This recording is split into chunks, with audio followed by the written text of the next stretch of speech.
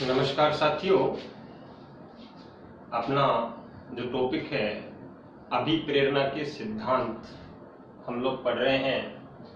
मैंने पहले भी आपको कहा था पिछली क्लास में कि अभिप्रेरणा के सिद्धांत हम दो भागों में पढ़ेंगे। पहला भाग जिसमें हमने अभिप्रेरणा के 4 सिद्धांतों के बारे में अध्ययन कर लिया और आज हम अभिप्रेरणा के सिद्धांतों का सेकंड पार्ट स्टार्ट करेंगे साथियों। तो आज का अपना टॉपिक है अभिप्रेरणा के सिद्धांत और इसका पार्ट सेकंड। साथियों, आज हम सबसे पहले मूल प्रवृत्ति का सिद्धांत पढ़ेंगे। आज हम सबसे पहले मूल प्रवृत्ति का सिद्धांत पढ़ते हैं। अब ये मूल प्रवृत्ति का सिद्धांत किसने दिया है? ये दिया है विलियम मैकडूगल ने। ये सिद्धांत दिया है विलियम मैकडूगल ने। याद रखना, मूल प्रवृत्ति का सिद्धांत विलियम मैकडूगल ने दिया है। साथियों, इसके बारे में हम विस्तार से परिचर्चा करें उससे पहले हमें ये जानना होगा, ये 2 शब्द हैं, मूल और प्रवृत्ति। तो मूल प्रवृत्ति होती क्या है? साथियों, मूल का मतलब होता है जन्मजात। मूल का मतलब होता है जन्मजात और प्रवृत्ति का मतलब होता है क्रियाएं, जन्मजात क्रियाएं। मूल प्रवृत्ति का मतलब होता है जन्मजात क्रियाएं। अब इस सिद्धांत के बारे में हम आगे पढ़ें इससे पहले बहुत इंपॉर्टेंट क्वेश्चन जो इससे बनते हैं। साथियों, याद रखने वाली बात है कि सर्वप्रथम इस संप्रत्यय का प्रयोग किसने किया? जो ये मूल प्रवृत्ति संप्रत्यय है, मूल प्रवृत्ति का जो कॉन्सेप्ट है, सबसे पहले इस कॉन्सेप्ट का प्रयोग किसने किया? तो याद रखना, इस कॉन्सेप्ट का सबसे पहले जो प्रयोग है वो प्रयोग किया विलियम जेम्स ने। सबसे पहले इसका प्रयोग किया विलियम जेम्स ने। फिर याद रखने वाली बात है कि अगर विलियम जेम्स ने इसका सबसे पहले प्रयोग किया तो विलियम मैकडूगल का क्या रोल है? विलियम मैकडूगल ने इस मूल प्रवृत्ति के बारे में क्या किया है? विलियम मैकडूगल ने सबसे पहले मूल प्रवृत्ति का पूर्ण एवं व्यवस्थित जो सिद्धांत है वो विलियम मैकडूगल ने प्रस्तुत किया। पूर्ण एवं व्यवस्थित रूप से, पूर्ण एवं व्यवस्थित रूप से इस सिद्धांत का प्रतिपादन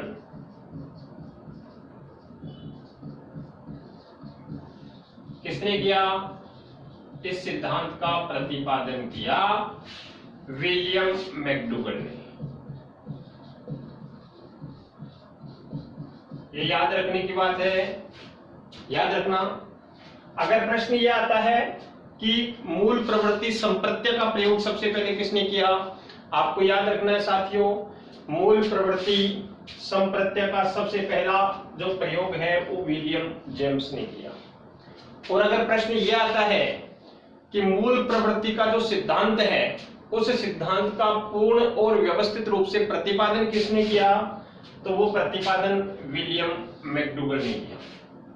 इसी कारण से विलियम मैकडूगल को मूल प्रवृत्ति का जो सिद्धांत है उसका जनक भी कहा जाता है। साथियों, अब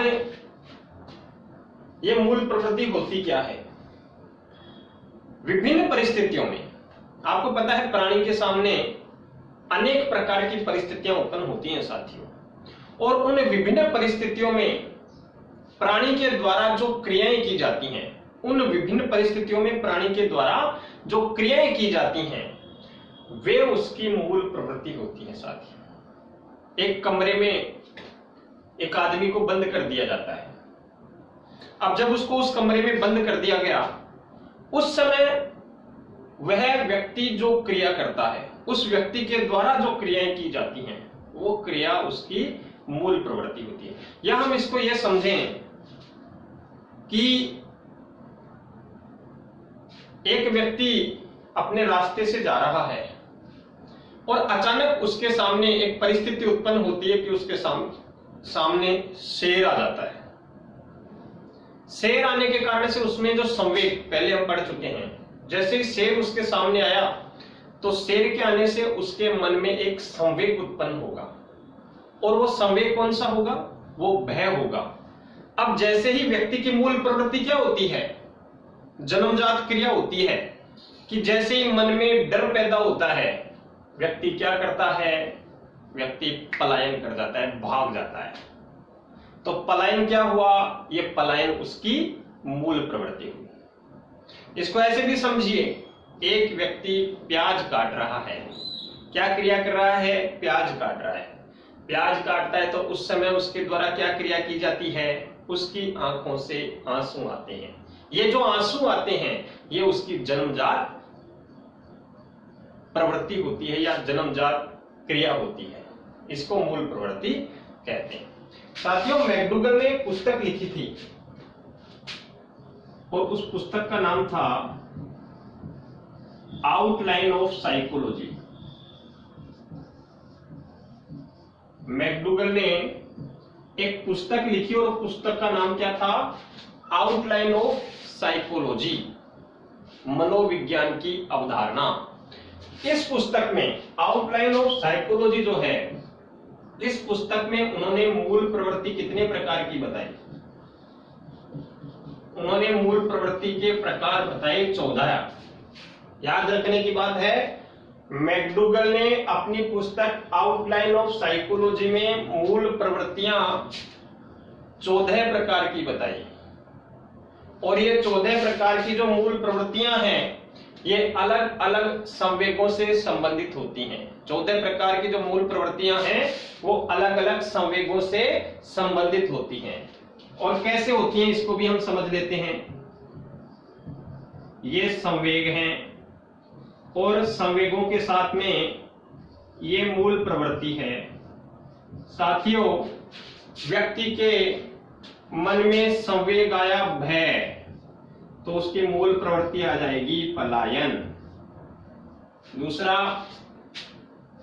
क्रोध, गुस्सा आता है तो उसकी मूल प्रवृत्ति होती है युयुत्सा, और युयुत्सा का मतलब आपको पता होगा, युयुत्सा का मतलब होता है युद्ध करने की इच्छा।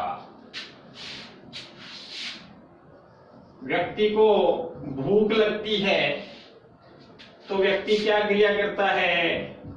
व्यक्ति भोजनान्वेषण करता है। भोजनान्वेषण, भोजनान्वेषण का मतलब होता है भोजन की तलाश करता है। भूख लगती है तो क्या करता है? भोजन की तलाश करता है।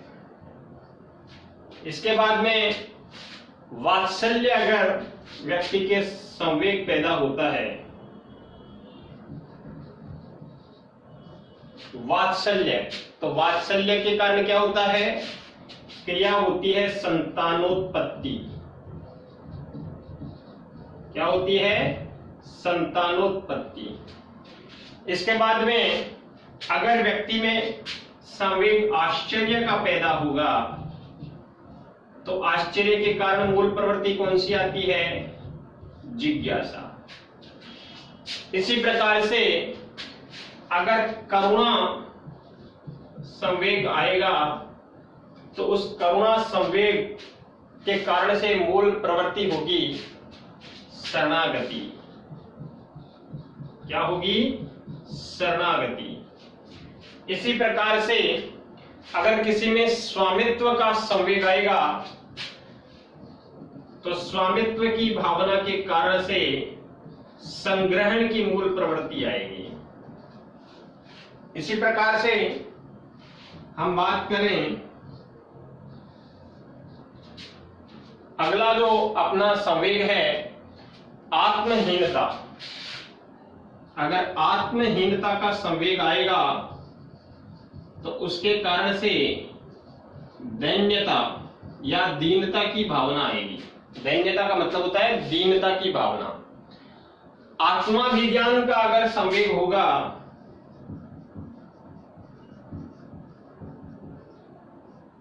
तो मूल प्रवृत्ति होगी गौरव। मूल प्रवृत्ति कौन सी होगी? गौरव। इसी प्रकार से एकांकीपन अगर उसमें आता है संवेग में, तो एकांकीपन का संवेग अगर होगा तो उसके कारण से भावना कौन सी आएगी? मूल प्रवृत्ति कौन सी आएगी? मूल प्रवृत्ति सामूहिकता की आएगी। एकांकीपन में मूल प्रवृत्ति सामूहिकता। इसी प्रकार से कृति भाव अगर आता है, क्रिएटिविटी, कृति भाव अगर उसमें आता है व्यक्ति में, तो उसमें रचनात्मकता की मूल प्रवृत्ति आती है। कौन सी आती है? रचनात्मकता की। साथियों, इसी प्रकार से कामुकता अगर आती है, संवेग अगर कौन सा होता है? कामुकता का, तो मूल प्रवृत्ति होती है काम शक्ति। कामुकता का अगर संवेग होता है तो मूल प्रवृत्ति होती है काम शक्ति। आमोद अगर होगा तो उसकी मूल प्रवृत्ति होगी हास। आमोद होगा तो क्या होगी? हास। और अगर घृणा होगी, संवेग के रूप में घृणा होगा तो निवृत्ति। इस प्रकार से ये 14 संवेग हैं और इन संवेगों के हिसाब से 14 मूल प्रवृत्तियां हैं। साथियों, इस प्रकार से विलियम मैकडूगल ने अपना मूल प्रवृत्ति का सिद्धांत प्रस्तुत किया। अब हम अगले सिद्धांत के ऊपर चलें, उससे पहले मैं आपको एक बार दोबारा से इसमें थोड़ा सा हम लोग परिचर्चा कर लेते हैं। मूल प्रवृत्ति का मतलब होता है साथियों जन्मजात क्रियाएं। बहुत इंपॉर्टेंट बात है जो आपको याद रखनी है, वो ये कि मूल प्रवृत्ति का जो संप्रत्यय है, जो कॉन्सेप्ट है, इस कॉन्सेप्ट का सबसे पहला प्रयोग जो है वो साथियों विलियम जेम्स ने किया और एक सिद्धांत के रूप में, पूर्ण और व्यवस्थित रूप से एक सिद्धांत के रूप में इसका जो प्रतिपादन है वो विलियम मैकडूगल ने किया। और इसी कारण से इस सिद्धांत का व्यवस्थित प्रतिपादन करने के कारण से ही विलियम मैकडूगल को मूल प्रवृत्ति का जनक कहा जाता है या मूल प्रवृत्ति के सिद्धांत का जनक कहा जाता है। साथियों, विलियम मैकडूगल ने एक पुस्तक लिखी थी, उस पुस्तक का नाम था आउटलाइन ऑफ साइकोलॉजी, जिसको हम कह सकते हैं मनोविज्ञान की अवधारणा। इस मनोविज्ञान की अवधारणा में उन्होंने मूल प्रवृत्ति जो है वो 14 प्रकार की बताई है। और ये 14 प्रकार की जो मूल प्रवृत्तियां हैं ये अलग अलग संवेगों के माध्यम से जुड़ी हुई रहती हैं या अलग अलग संवेगों के कारण से ये उत्पन्न होती हैं। अब ये कौन कौन सी होती हैं? साथियों, अगर संवेग भय है तो मूल प्रवृत्ति पलायन है। अगर संवेग क्रोध है तो मूल प्रवृत्ति युयुत्सा है। अगर संवेग भूख है तो मूल प्रवृत्ति भोजनान्वेषण है। अगर संवेग वात्सल्य है तो मूल प्रवृत्ति संतानोत्पत्ति है। अगर संवेग आश्चर्य है तो मूल प्रवृत्ति जिज्ञासा है। अगर संवेग करुणा है तो मूल प्रवृत्ति शरणागति है। अगर संवेग स्वामित्व है तो मूल प्रवृत्ति संग्रहण है। इसी प्रकार से अगर संवेग आत्महीनता है तो मूल प्रवृत्ति दैन्यता है। अगर संवेग आत्माभिज्ञान है तो अगर संवेग आत्माभिज्ञान है तो मूल प्रवृत्ति गौरव है। इसी प्रकार से अगर संवेग एकांकीपन है तो मूल प्रवृत्ति सामूहिकता है। अगर संवेग कृतिभाव है तो मूल प्रवृत्ति जो है वो रचनात्मकता है। और अगर संवेग कामुकता है तो मूल प्रवृत्ति काम शक्ति है। आमोद है तो हाश है और अगर घृणा है तो निवृत्ति है। साथियों, मूल प्रवृत्ति होती क्या है? मूल प्रवृत्ति जन्मजात क्रियाएं होती हैं। व्यक्ति के सामने विभिन्न प्रकार की परिस्थितियां जब उत्पन्न होती हैं, उन परिस्थितियों में प्राणी के द्वारा जो क्रियाएं की जाती हैं उन क्रियाओं को ही मूल प्रवृत्ति कहा जाता है। एक आदमी को हमने कमरे में बंद कर दिया साथियों, और कमरे में बंद करने के बाद में उस व्यक्ति के द्वारा उस समय जो क्रियाएं की जा रही हैं वो क्रियाएं उसकी मूल प्रवृत्ति होती हैं। इस प्रकार से ये मूल प्रवृत्ति का सिद्धांत कंप्लीट होता है। इसके बाद में हम बात करें अगला सिद्धांत, वो है प्रोत्साहन का सिद्धांत। अगला सिद्धांत कौन सा है? अगला सिद्धांत है प्रोत्साहन का सिद्धांत। और ये प्रोत्साहन का जो सिद्धांत है ये बॉल्स और कॉफमैन ने प्रस्तुत किया है। हम उस सिद्धांत के बारे में परिचर्चा करें उससे पहले मैं चाहता हूं कि आप इसका एक स्क्रीनशॉट ले लीजिए ताकि आप बाद में इसको अच्छे से देख सकें।